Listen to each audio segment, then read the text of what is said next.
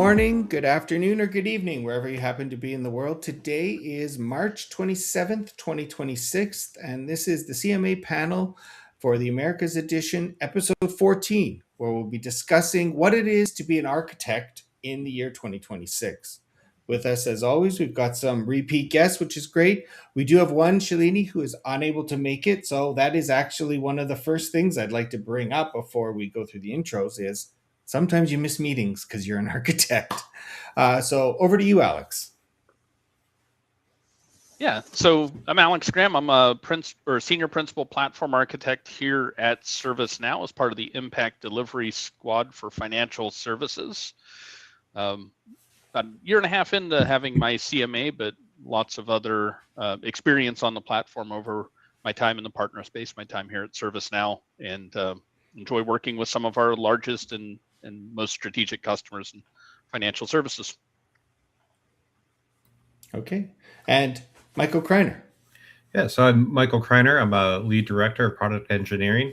I work for a large healthcare organization. I won't say which one, but we working in there, directing the platform team, ITOM, ITAM, all the back end processes. From there, a lot of consulting experience prior to that, Carvin. obviously. Oh, sorry, I thought you were done. Keep going, finish. I'm sorry. Yeah, no, that's okay. Sorry about that. Mark Carvin. Sorry. Mark Carvin, principal technical consultant, recently moved to a head. So I've been in the space a dozen years or so and hold a couple of different architect certifications here. So it's a pertinent conversation. Okay. Mike Sabia. It's Sabia. Did I say it? Sabia. Thank you for the correction. I apologize. Mike Sabia. My wife pronounces it all different ways, depending on the day of the week. But my name is Mike Sabia. I am a principal platform architect at ServiceNow, as Alex is, though I'm in the healthcare lifecycle industry. I've been on the ecosystem since 2013, with ServiceNow itself only for about 9 months now, but supporting my customers to get the most out of the platform, satisfy them with the platform, use capabilities which they already own but are not utilizing, and help them understand the value that ServiceNow can provide them to have best experiences. Great. And my name is Chris Hsu. I'm known as the ServiceNow Magician and the host of this podcast. So just want to encourage everybody that's viewing live, feel free to enter any questions into the chat as they come along. We've designed this to become a interactive session where you can actually get live help from us as we go on. One of the first topics, though, I'd like to open up with our discussion is what are the differences in types of architects? So all the way from like a junior architect to a regular, mid-tier architect, kind of like a regular developer, senior architect, CTA, CMA, etc. And where does ArcX play into that? That's a lot of questions. It is a lot of questions. I might add in there field solution architect, which is a title sometimes. Oh, the new one. Else. That's right. Yes. So how did you all start your journey to become an architect? I've told my story too many times, so I'll keep quiet on that one. Mr. Kreiner. Yeah, so, I started mine just in data analysis. Started out with a WannaCry virus for one of the firms I was working for, and we just needed a good old-fashioned inventory system. And, and once we got that, it's like we spent all that time doing it. So how do we manage and maintain this and kind of look? So just kind of continuing to grow over the career. A lot of my focus has been in ITOM, seemed to be, and then platform architecture. So just continuing to learn more and more on the platform and going from, okay, now I know how to do this little bit, and now let's work with discovery. And now I was always asking the questions like, not just, okay, what do I need to do now, but how does what I'm doing now affect the entire ecosystem? And then constantly learning and going through that churn is what just helped me kind of grow there and just, move into architecture overall. And how about yourself, Mr. Sabia? I would say I would say my journey to be an architect started before I was working with ServiceNow. I first worked at AT&T and became a project manager, and as I defined it, a technical project manager, because I wasn't just managing timelines, I was making sure everything that needed to be done was done, whether that be a schedule, edge conditions. Hey, what did you think about this? Hey, did you forget about that? And as I eventually moved into ServiceNow, those same types of questions about what are we trying to solve? What are we really trying to do? Brought me down that architecture path. Not just, hey, we're doing this, let's implement it. Why are we doing it? How can we best do it? Okay. How about yourself, Mark Carvin? I think similar to both Mike's answers is it really was starting off in ITOM discovery, service mapping, things like that.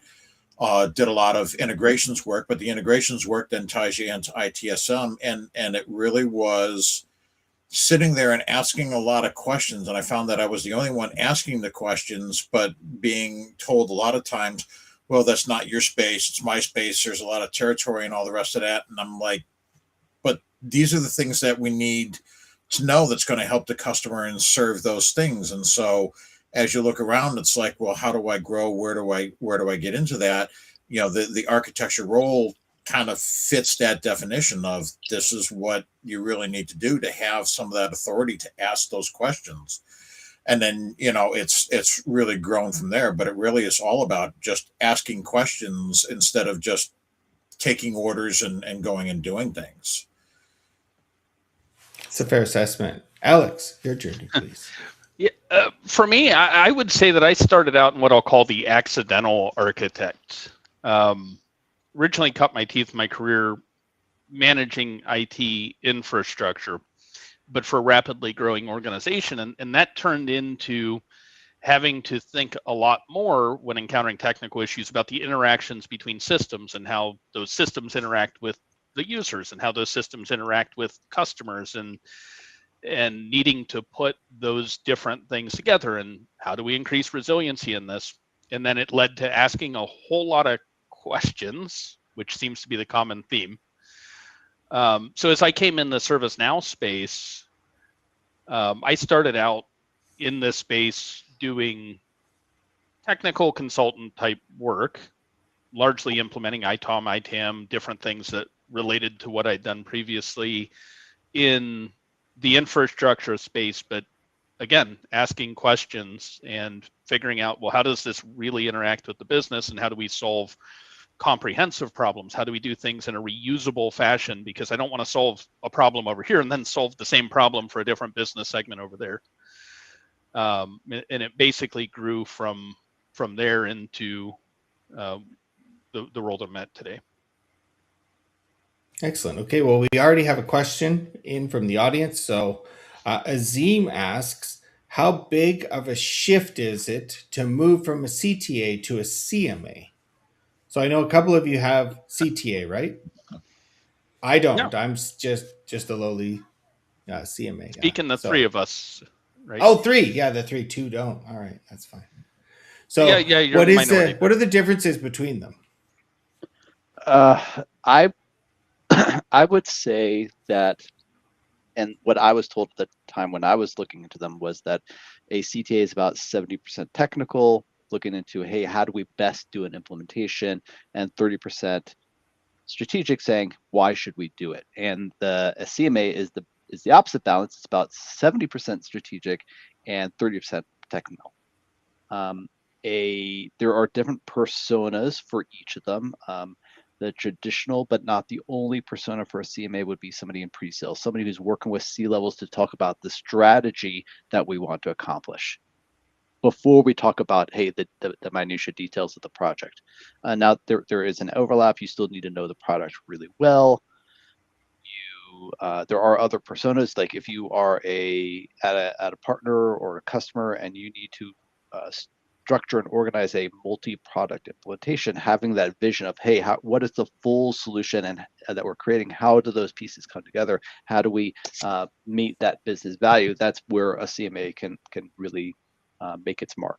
CTA is also in a very important role, and ServiceNow in developing the CTA and now the Archix programs helps those people who are growing in that role to be best prepared for the various aspects of that. Okay, Yeah, anything else to add between that on just those roles, and then we'll get to the other part of the question.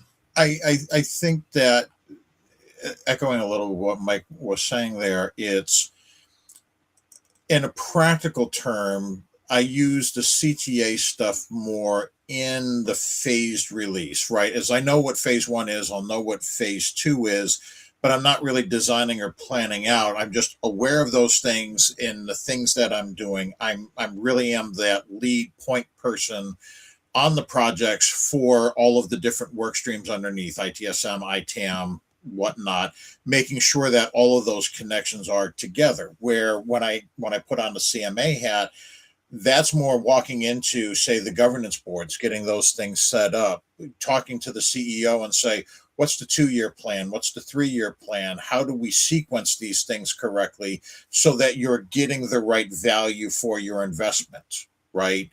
And also that pre-sales role of, okay, well, I'm coming in, and for example, there's one that I know that I'm working on right now is we're going to greenfield something, but it's going to be a year before that greenfield goes in. What do I need to do to try and alleviate the pain for the customer now while we get those other things there? That's much more a CMA thing, but I would then take that and then put on a CTA hat and then go figure out the specifics of how we go do that.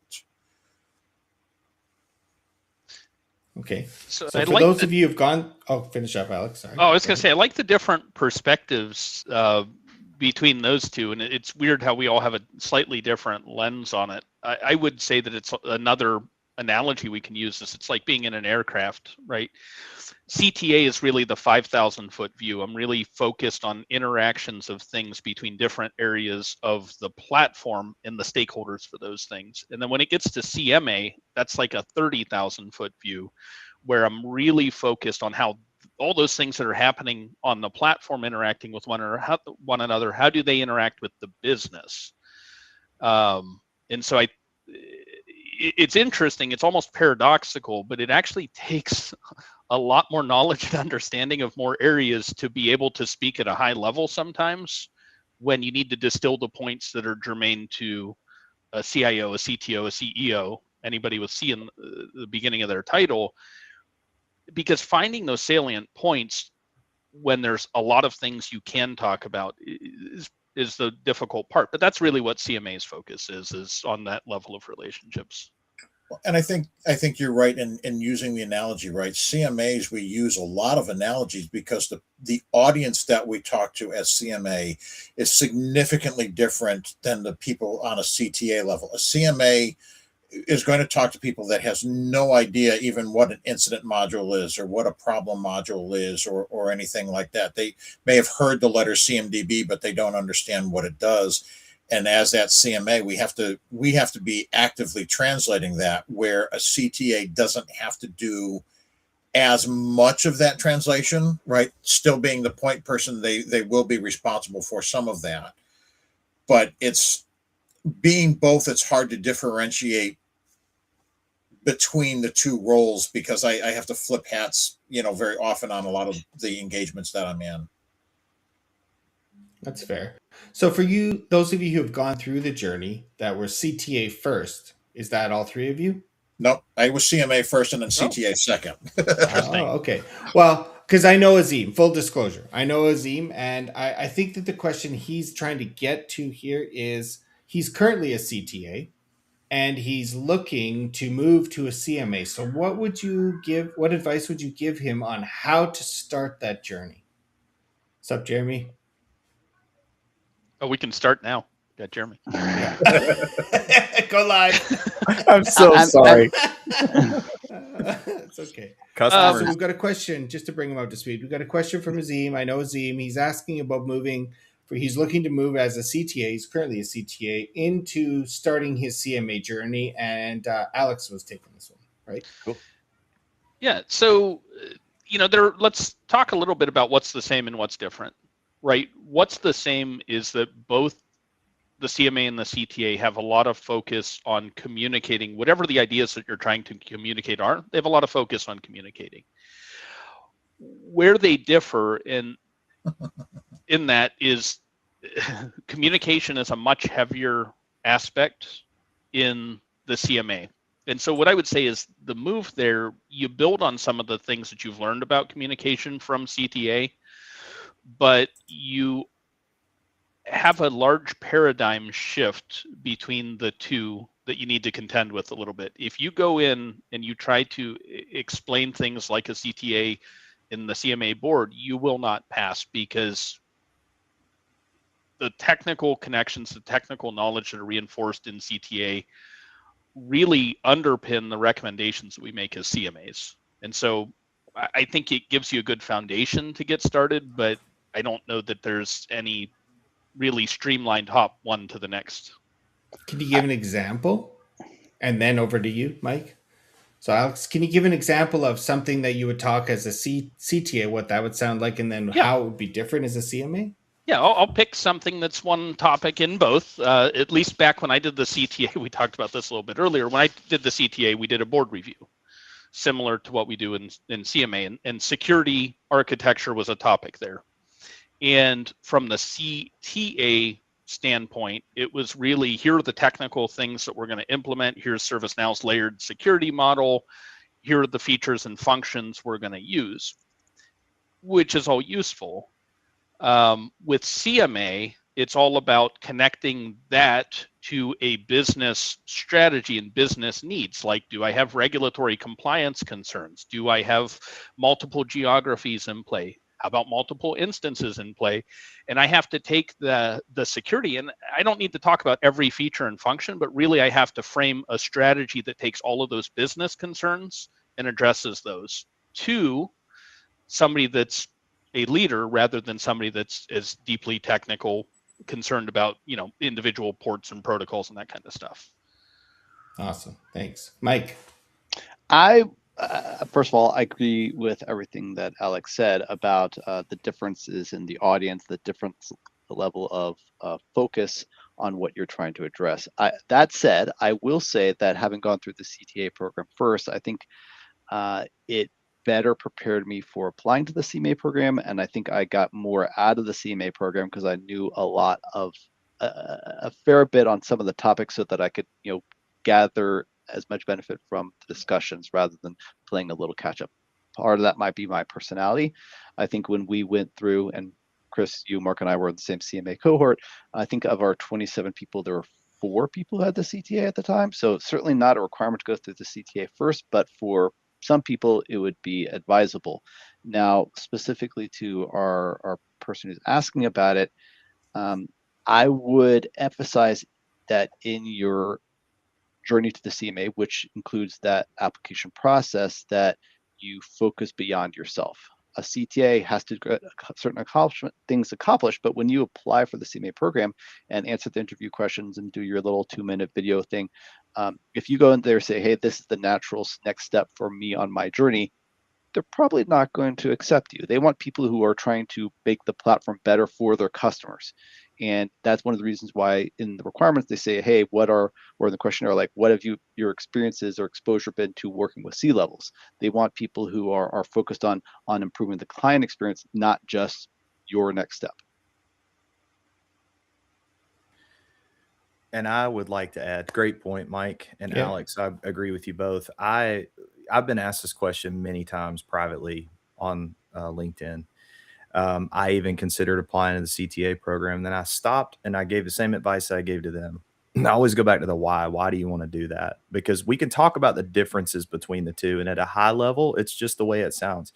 Technical architect is focused on the technical things. Master architect, and I think it's kind of a misnomer. They act like, CMA is at the pinnacle.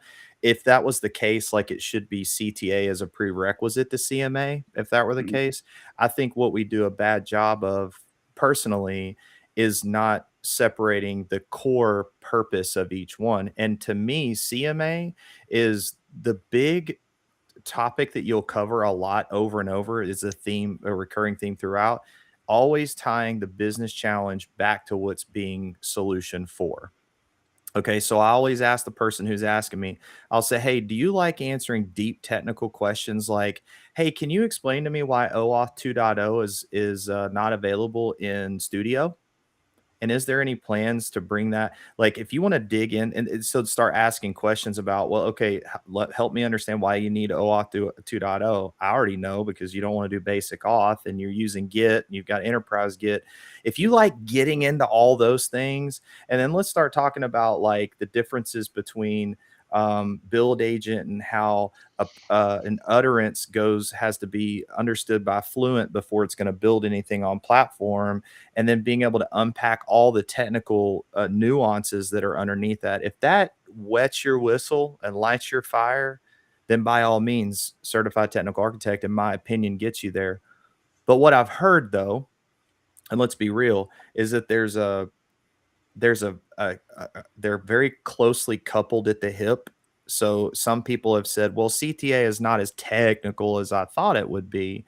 It's because we still can't miss out on the business objectives. Like, we're tying the technical stuff back to the challenge, but you have to be able to answer more deeply technical things. So I would say if you want to slant more technical, if you eat, sleep, and breathe what the next LLM is and understanding how all those things fit together, then I personally think technical is the way to go. Master architect is more, I like being able to understand how to not only coordinate with my technical counterparts, but be able to explain that at a C-level and actually enjoy sitting in the room and talking those C-level discussions that they're having about their platform strategy. So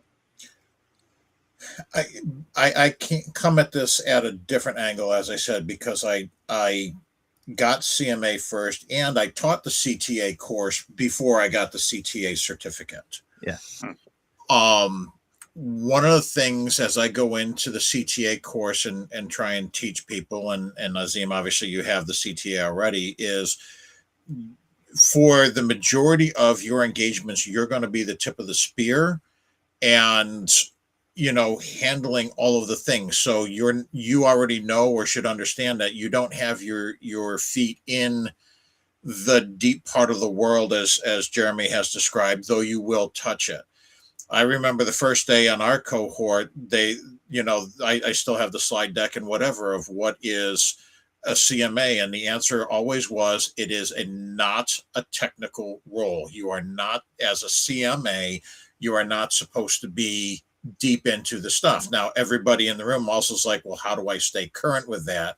Well, you're not a CMA all the time either. You're still going to be responsible to your customers. You're still going to be doing some of those other things. But the difficulty with the CMA sometimes is making sure that your organization understands what CMA is and how to properly use you based on the training that you get with CMA.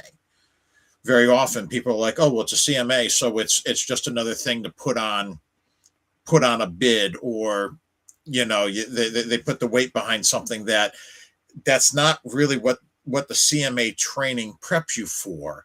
And you do often, or at least I have, it's my experience, and Chris, if we can throw this question around the room, but it's really been my experience of I've had to do a lot of convincing of people that even sponsor me into the program of, oh, well, this is what I do. And then when you get those opportunities, like, oh, gee, I didn't know you knew that, or I didn't know you knew how to do that. And I'm like, that's what you paid for me to go do the training for. And CMA really does, excuse me, require a little bit more advocacy to teach people what it is that you do to be much more effective. And then once they see that, oh, well, the universe opens up to them of, oh, well, yeah, you should be at Knowledge, or you should be at these events or those events or whatever, because you're showing value to your business, because you can explain to other customers how to get value for their business. And that's been, my experience. But Chris, if you want to toss that, I think, around the room a minute for others. Yeah, if anyone would like to comment on that. I know that many times I'm filling in the gaps. So, I mean, even today, I built a transform map because that's what was needed. And I don't want to But lose sight of the original question. It's how big of a shift is it from CTA to CMA? The reality is it's not a monumental shift, but what you're going to find in the process of asking to be a part of the program is explaining the reason why you want to be a part of that, right? And going through that interview process. And it needs to be, you need to answer your why. Like, why do I care to have that? And if it's just simply, well, because I hear they're paying big bucks for a CMA, right? It's like, yeah, okay, maybe that's motivation enough to make the investment or for your company to make the investment. But um, as it stands, there are some similarities in the courses. But like I said, if you're bored by the strategic alignment, the platform planning, tying value back to the business challenges, and not as much touching the technical stuff in the 6-month cohort you're going to be in, you might be bored. And you might not enjoy it. Does that mean you can't do it? No, it just means that you might not like it. yeah. And I've heard that from a learn few you have to learn the CMAs. business side of the business is really what it teaches you, because you're so into the technical, you're so into the weeds, and that 6-month journey is very eye-opening of an entirely different world that exists that you're probably subconsciously aware of, but you're making the decision to step into that world. That to me is that shift from CMA to CTA is, I need to know the business now as opposed to knowing the platform. Yeah. And I've known some people that went through the CMA program 2 months in, knew it was not for them, and wished they had done CTA. So definitely make sure you go through and understand what you're getting into, because it's not just a significant time and money investment, but it's going to take a lot out of you, especially if you're going to try and work while you do it. And if you want a real world answer, you can ping me directly on LinkedIn and I'll tell you, like I've told dozens of others, what I think. So happy to be a sounding board. I would Sounds also good. be remiss to point out the fact that, for those people who've gone down the CMA path and say, hey, this isn't for me, maybe it's good to have it, but it's not the space I'm be working in. CMA is a lot more effort to maintain than the CTA. The CTA is just another delta, just like many of the other mainline certifications. The CMA program, you need to continue your learning. You have to act as a CMA. One of those hats that a couple people on the call were mentioning, and then you have to provide leadership. You have to, I don't know, participate in one of these sessions, mentor people. There's a number of aspects you need to actively be a CMA to maintain it on a 2-year basis. Yeah, you just brought up the biggest, maybe that's the biggest dichotomy, Mike. Let's think about that.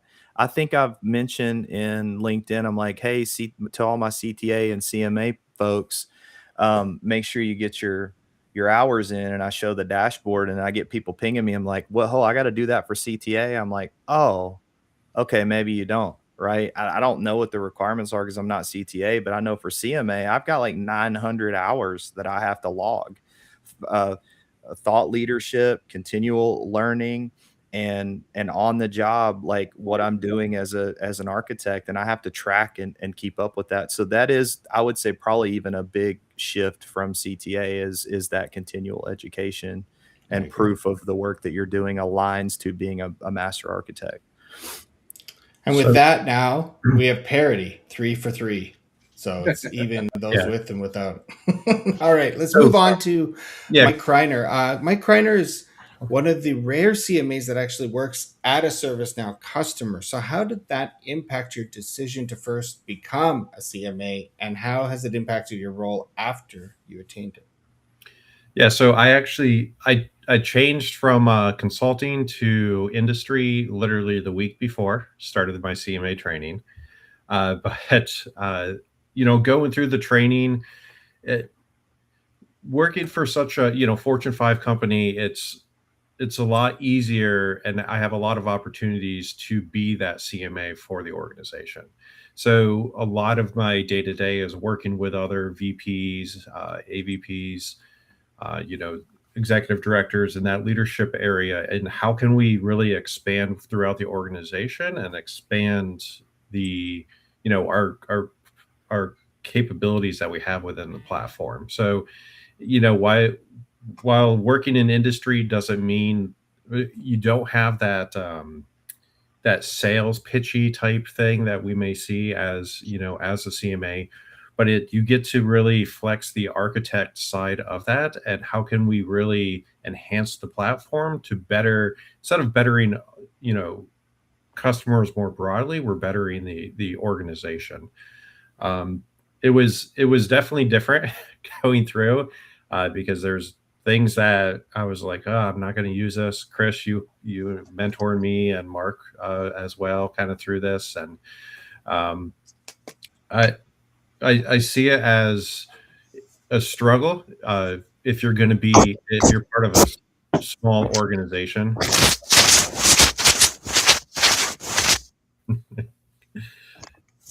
I definitely struggle if you're a small organization, but as you get into that Fortune 500 and above, or organizations of that size, there's tons of opportunity out there for you to have that kind of runway to fly, so to say. Yeah, it was. I didn't treat it any different. I mean, Alex was in my cohort. I don't think I don't. I did. I just go in, learn what we needed to do, and to deliver, and then moving on. It's just been, you and I had a talk a couple months ago, right, Chris? Yep. Like, oh, am I making a good choice being in industry and with opportunities? And I probably have more opportunities, as we discussed, right, to get certain things, and for certain things to happen as far as architecture goes and building out, than some who are maybe be pigeonholed, in their consulting areas. But Fair questions. That brings me to one of the other topics, is that I know a few people, not on this call, and I'm not sure if there are any in the audience, but they really struggled to, once they came back with the CTA or the CMA, to start getting to do just pure work like that, or even moving 80% of their job. This was also kind of a stepping stone piece in my journey, where the only way I kind of got people to see me at that next level, this was from developer to architect, was after I'd left and went to a different company. And they're like, oh, wow, you're doing it for someone else. Someone else gave you a shot, and we should have done that, type of a thing. Has that been true for anybody, or how would you handle that if you don't want to talk about your journey at that level? Since I'm not at a partner, I can speak on other behalf of others that I know will say this is a reason. But if you're at a partner, you're another number on the partner portal. They need a CTA, they need a CMA, right? You're another part of their plan to provide that ownership to their customers, right? So you're valuable. So no matter which one you hold, that brings value. Now, if you're like Mike, you're in an organization like CVS, you are providing that service to them. That's great. And I would say you're probably in a low percentage of, or maybe a top percentage, but it's a smaller percentage of situations where you'll be in an organization. Because I think back when I was at Tractor Supply, when I was at Lifeway, if I'd have gone and got my master architect certification, I'd have still been whatever title I was internally. It would have been great. Okay, hopefully that helps you, but it probably would only benefit me if I left, went to a partner firm, or maybe a bigger organization, Mike, or like you were talking about, where that is more valued. And typically it's going to be in organizations that have a governance, like true technology governance, a place where you see when they're hiring for enterprise architects and they're looking for cloud enterprise architects, you probably have a home in there if they're either looking to buy ServiceNow or have already bought it, right? But in mid-size, maybe smaller enterprise, it's going to be harder to do that unless you're with a partner. Because they're calling on partners to help them do the bidding there. Right. I might add that Jeremy called out the fact that, if you're staying your role, you get it. Might be hard to get your partner company to leverage you. That doesn't mean that you can't leverage those skills to be a better whatever you are, but you prefer to better leverage that. And if you can have those discussions with your management before you go into the program, then you might be able to leverage it better. Moving to another company is not necessarily your only option.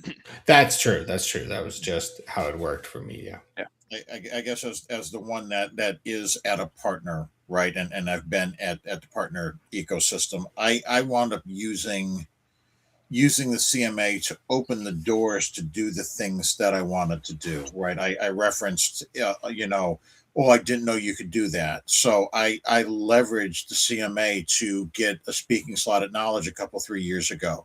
And then you're at Knowledge and management comes in and they see, oh well, I didn't know that, or whatever. And so to me, it was a useful tool, but it was a bit of an uphill climb. But once I got there, it's like, okay, well, now I can start having the conversation with the right people to show the value, right? And that journey has continued, and having the tools, right, having the training gives me the tools to have the conversations with the right people. So I think with everybody else talking about situations where it wasn't really utilized, I'll give one that's a little bit of a different angle.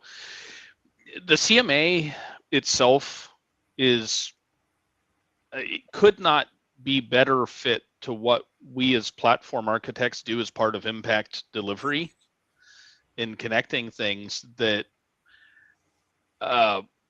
honestly, they were expecting me to operate at a level where I had a lot of those skills even before I had CMA. Now, did it refine what I do? Did it make me better at it? Did it make me better able to accommodate very large customers with more scale? Absolutely.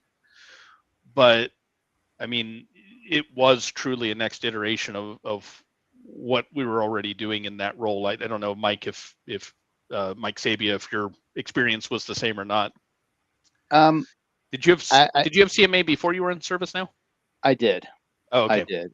And I think that as a platform architect, it definitely supports me in having those discussions with customers about, like, hey, why are we doing this?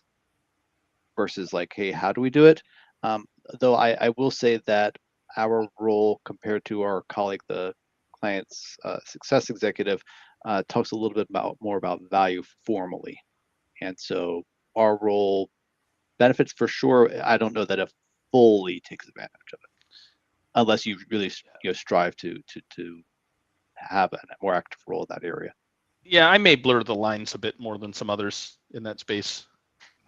No. Well, but you kind of do the same stuff that I do, which is, you do the CMA stuff, and then sometimes, oh, well, here's a question, and I'm the first that gets it, kind of thing. And Yeah, I want to touch on one point that you had mentioned, Alex, where I also technically did not learn a lot of technical stuff from the CMA program, which is not the intent. But I picked up a few of the security things that I didn't understand because they had that special person come in and talk about it and we got to ask questions. So I learned some stuff there. But in terms of like, oh, I can go do this module implementation. No, I never got that because that's not the purpose of the program. But I did learn how to convey my existing technical knowledge to more effectively to a business audience, and not just any business audience, but the C-suite audience. And that really helped me in my career, because now I'm able to talk to virtually anybody in the organization, from service desk user to troubleshoot something on their problem, all the way up to the CEO to say, hey, this is why you want to do this type of integration. This is your 8-week timeline. Here's what the value drops you get at the end of each sprint, which I just did yesterday.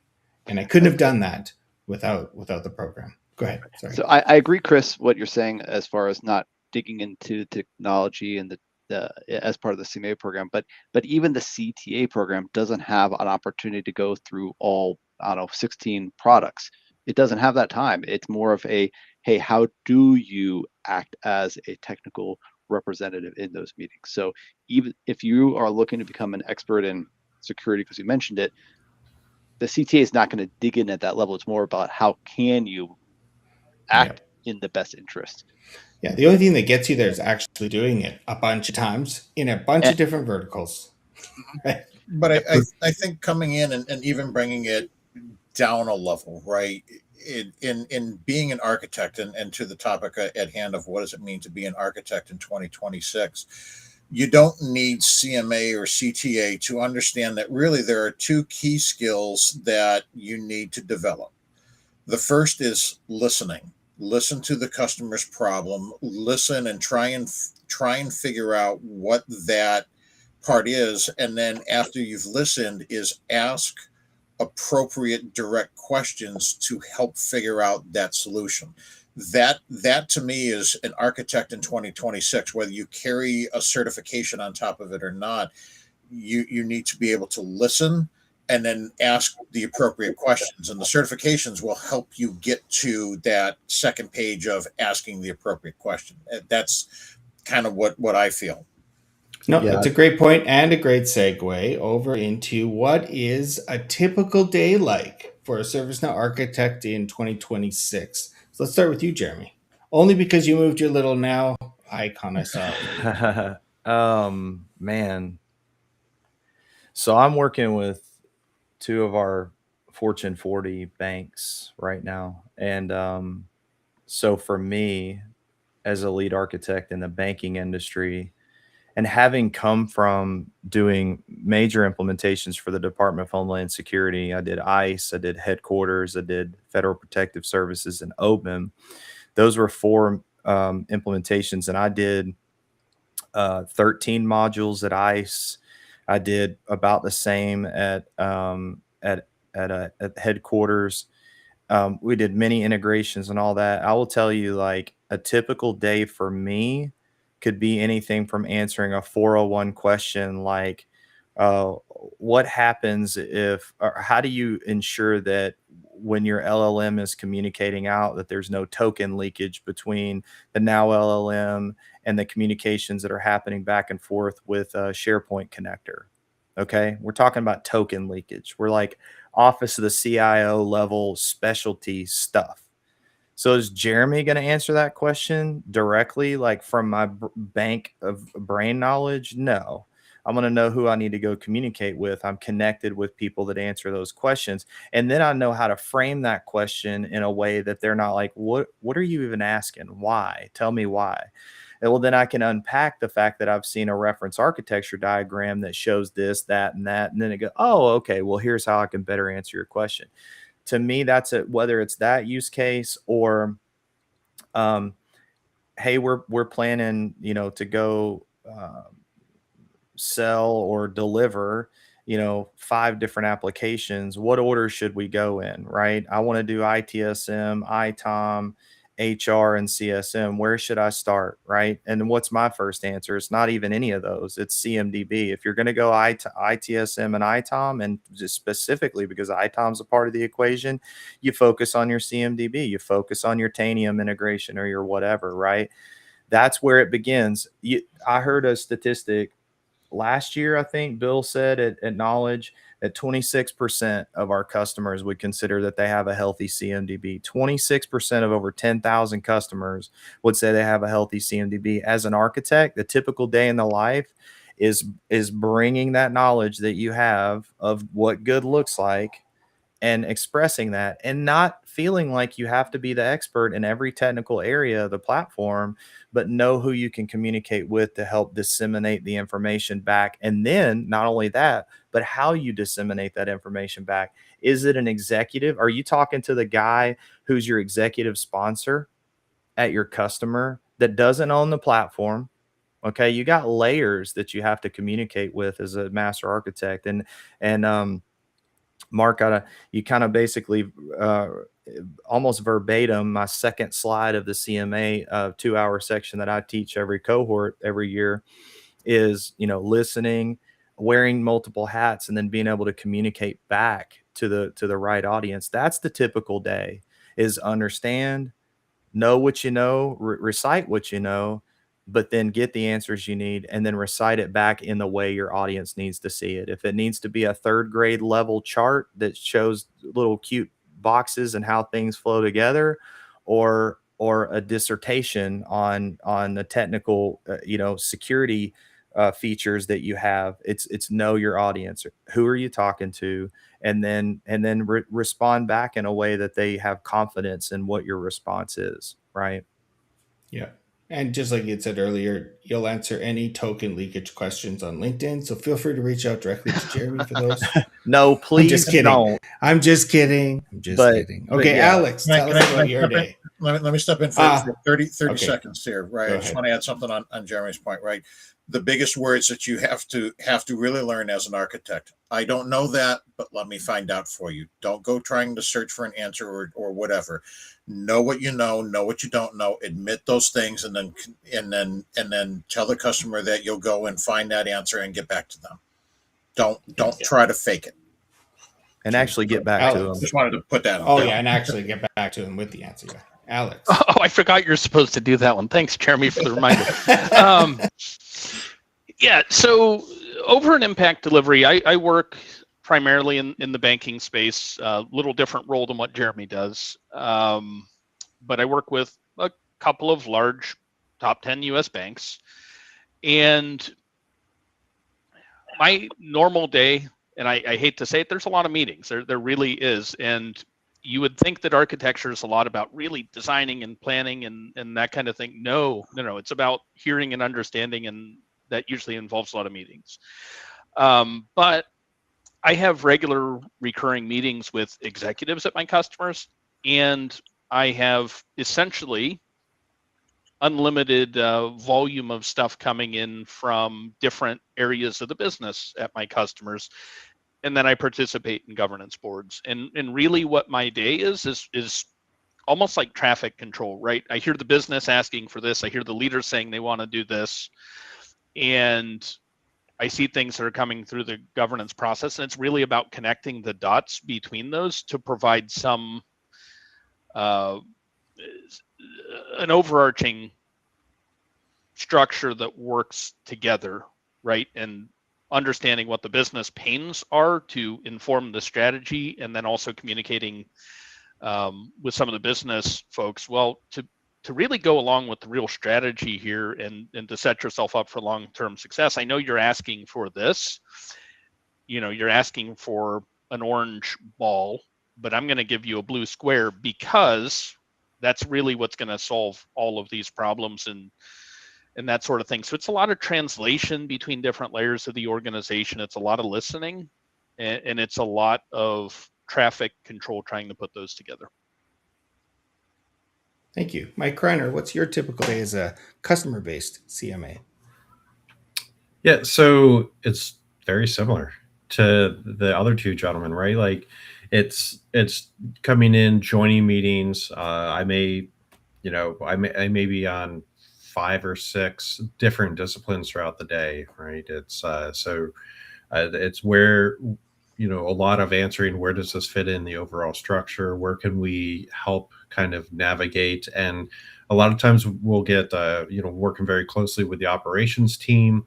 It's, how can we accomplish this, right? Okay, is it AI ops? Is it, with service mapping? Do we need enhancements? What do we need to do kind of to enhance throughout that? So a typical day it'd be nice if we only had 5 or 6 meetings. There's times where it's like 5 or 6 meetings at the same time, which is absolutely nuts.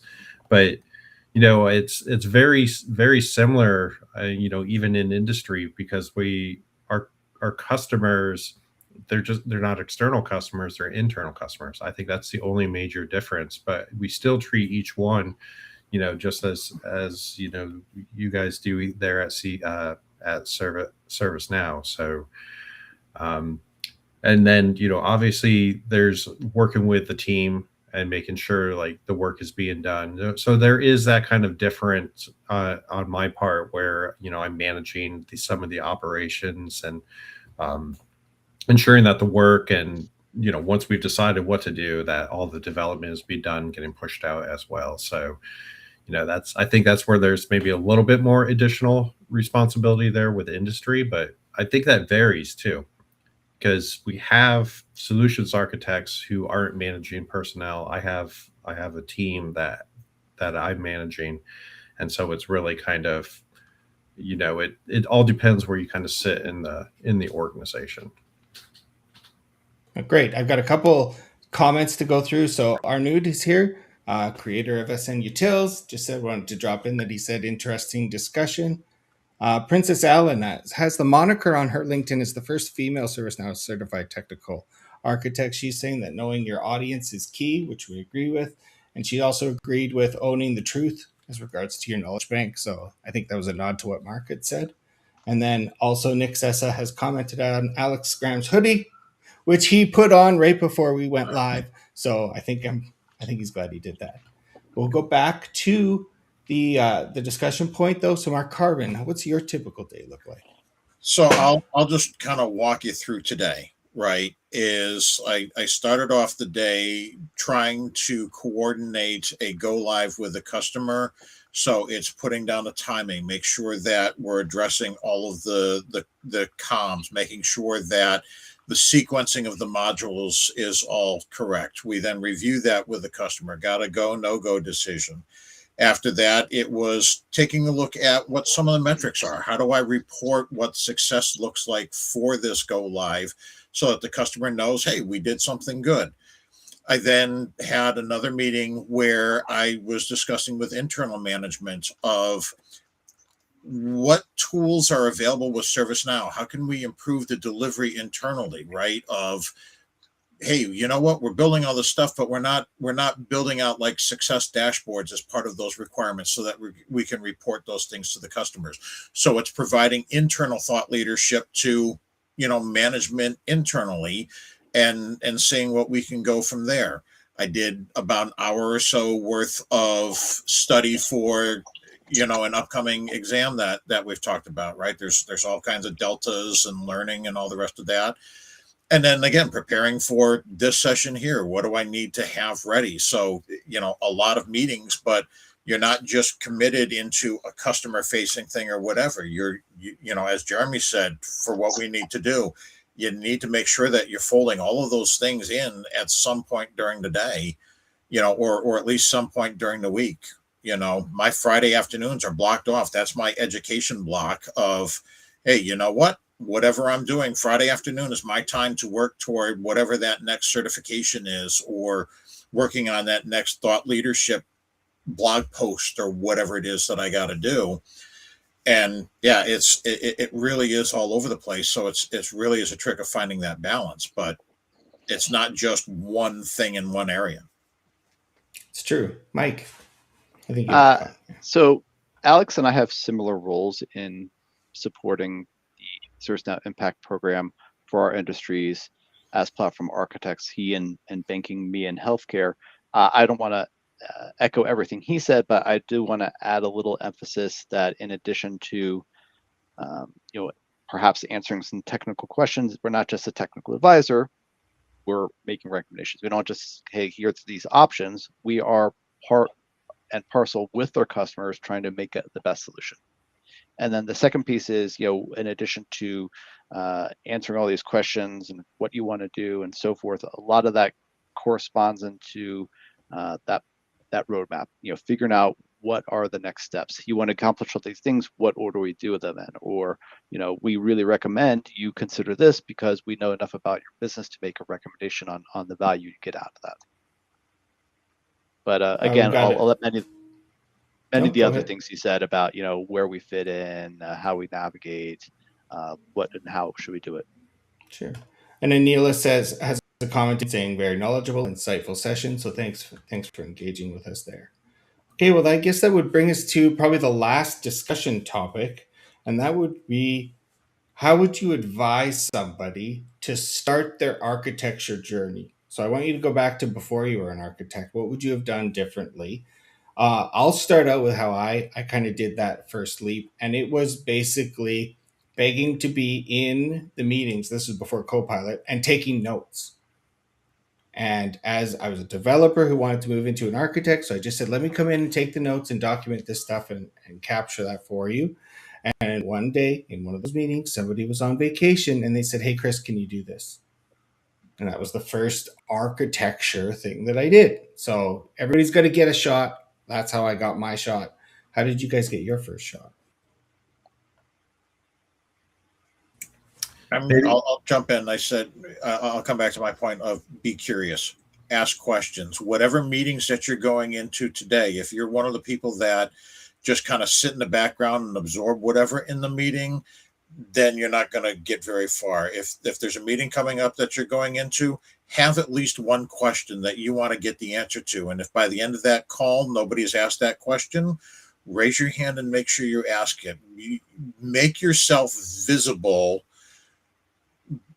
and that's going to be the step that it takes. Is in my journey, that's what I found is I was always in the background, I was always whatever.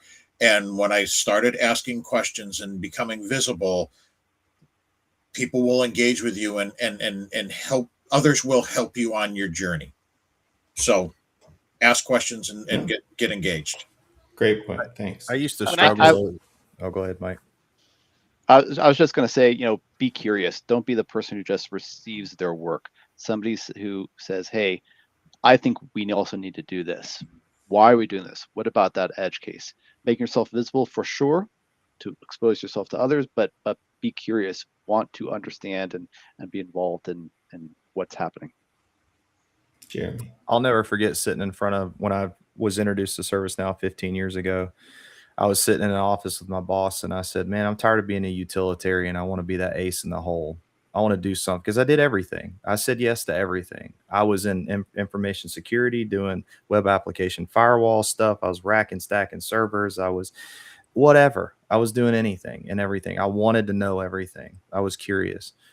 And he said, it feels like it may not be a superpower, but being a utilitarian is actually a very good thing. He goes, yeah, I'm going to hire out my ace network guy. I'm going to hire out my ace developer. I'm going to need a C++ guy. And this date myself. I need a COBOL guy. I need a middleware guy or girl. Girls are good too. Like I need all those things. And I said, yeah, I want to be that guy. He goes, why?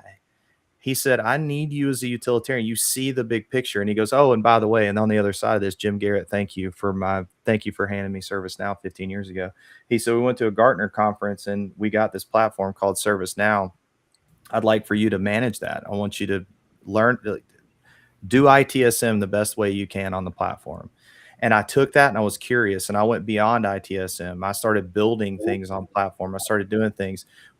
But I always told myself I never want to wake up and be a developer. I don't care about coding, and that's not my ace in the whole thing. I don't want to be the ace developer. I want to be the guy that understands and brings the processes in and makes it happen and delivers, right? Does that mean I want to be a business process consultant? Not necessarily. Do I want to engage and manage a project? Not necessarily. Do I want that to be my only job? No, not really. I like doing it all. So I would say that to me, the theme in being an architect is having lived and experienced all of those things that go into ServiceNow implementation. And by the way, there's a big difference between a ServiceNow architect and you name it architect, right? We know our platform. We know what goes into making a successful implementation, maintaining customers, all the ins and outs of all of that. We're ServiceNow architects because we're curious. That curiosity word can't be stressed enough. And we listen and we understand and we can articulate value. The master architects of the world are the ones that can bring all that together and sit in front of a C-level executive and have a conversation and then convince them that what you're offering them is the way, right? And I'll shut up. No, that's fine. Over to Mike Kreiner then. Yeah, so maybe just a little bit different approach, right? Like I have a very similar story where, have that opportunity to just start with something small.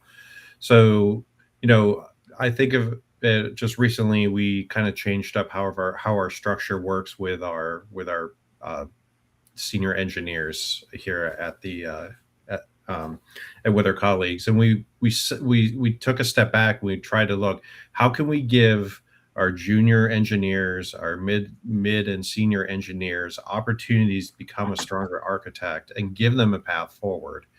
And so, as a leader, as a leadership team, we stepped back and looked and said, hey, what if we just make everybody, everybody they're kind of spread all over. There was a lot of silos.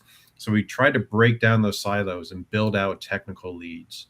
And so what we're really charged our technical leads with is become a SME in that area, but just don't think about your area. It's this common theme we've had, right? Ask why, look left and right. So when ITSM comes to the ITOM world and says, hey, we need this for, we need this field for X, Y, and Z. Now I charge both of those tech leads to understand why each other wants that and how does that decision affect each other, and then maybe what other modules may be affected in the platform. So it's hopefully giving them experience, helping our colleagues grow and get that maturity, and really hone those skills that we've been talking about for the last hour, right? On, okay, now we can do it through practice. Now we're looking left and right in our narrow scope, but then we can continually grow that and be able to cross train and things like that. But so hopefully, I've had that opportunity through my career, and hopefully I can help pay that forward with my engineers and give them those opportunities to continue to grow. So maybe that's just a call to action for all of us CMA guys, right? Like a call to action to really, invest in your juniors as well and continue to do that. Somebody gave us each of those opportunities, and hopefully we can pay that forward. Pay it forward. Definitely. Alex. Yeah, I'll tie back to where I started right in the intro and called myself sort of an accidental architect. And the reality of it is it all started with see a problem, fix a problem. And when you can see a bigger problem and have the opportunity to fix a bigger problem, that's really what makes you an architect in the end. Fixing a bigger problem than the one that somebody else presents to you. And regardless of the shape that takes, that's really what it's all about, is connecting to the bigger context and understanding the bigger picture. You don't become an architect by saying, oh, that's the next role in my career. You get to being that. It's not just, I despise the idea that, oh, somebody was a developer, so the next step is just an architect. Maybe, or maybe their next step is to just be a really good developer, because it's a different skill set. And the big thing is start looking at the bigger picture, start looking at how things outside of what I'm tasked to work on fit together. And then if I'm going to tie it back to even the whole master architect thing, because I think Michael hit on this point really well about paying it forward. And it's one of the things that we have to do to maintain the certification. But I think that's really, the next tier of architect is when you can teach other people to look at the bigger picture and to think more broadly. So. Totally agree. Well, that wraps up episode 14 of the CMA panel. Oh, did someone have one last? No? Okay. I thought I heard somebody breathing. We got a couple more comments. So Princess Allen is the first female CTA from the country of Nigeria. So just wanted to make sure I got that correct. Yes. She always goes with her ability to ask why. Why are we doing this? What's the value we're trying to create? What's the outcome? ... Yep. And Nick Sessa says he's a big fan of how you've made that model work at the place you're working at, Mike Reiner. So I just wanted to make sure. He did name it, but I know you said it. You didn't want to talk about it earlier. So once again, my name is Chris Hsu, and I'm the ServiceNow Magician. We're hosting the CMA panel for the Americas edition on March 27th, 2026. Hope you have a great Friday and an even better weekend, and we'll see you all soon. Thank you so much. Thanks, Chris. Thanks, everybody. Thanks.